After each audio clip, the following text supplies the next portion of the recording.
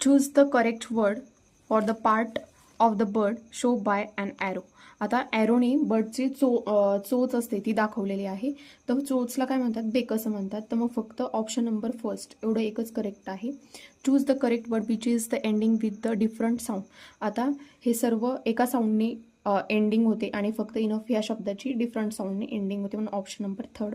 आता याचे question number थर्डमध्ये काय सांगितले, करेक्ट पेयर्स रायमिंग वर्ड्सच्या शोधायच्या आहेत.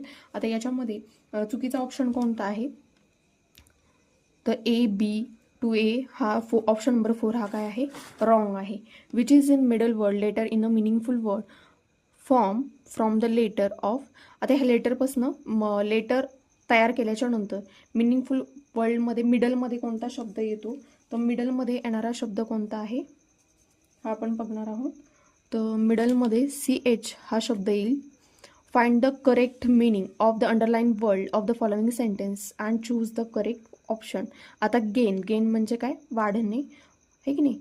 तर गेनसाठी आपण काय म्हणू शकतो, प्रॉफिट होणे, हे की नाही.